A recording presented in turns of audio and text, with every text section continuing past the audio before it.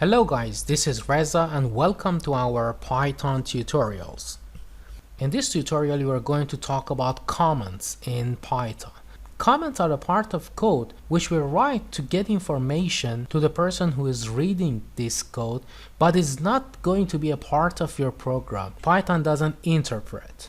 What does it mean? Imagine that you have got a part of code, for example, you have a very simple print sentence and you simply want to print something, for example, hello there.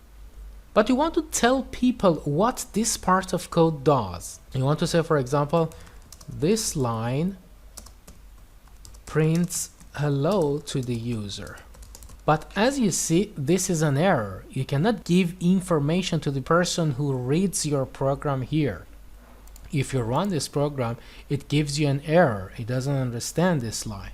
By using comments, which is the sharp sign here, everything you write in front of this sharp is a comment. It is a part of information that you can give to someone who reads this class, and it is not going to be interpreted by Python. Python ignores all these lines starting with this sharp sign. Now if we run the application, you can see hello there is printed. But why do we use comments in programming? There are some reasons behind using comments. The first one is to give some information, for example, saying how your application works, or giving some information about the implementation details of your algorithms for people who want to modify it in the future.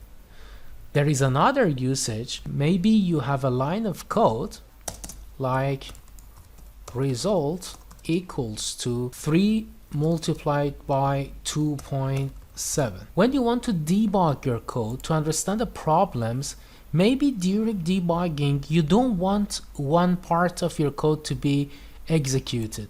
You can comment that part of code and then start debugging and see the results. When you want to execute that line, you can just uncomment that part. In this way, you don't need to delete a part of code and again put that part of code in place. You just comment the parts you don't like now, you don't want them to be executed, and then uncomment them when you want to reuse them in your program. But be careful about the comments.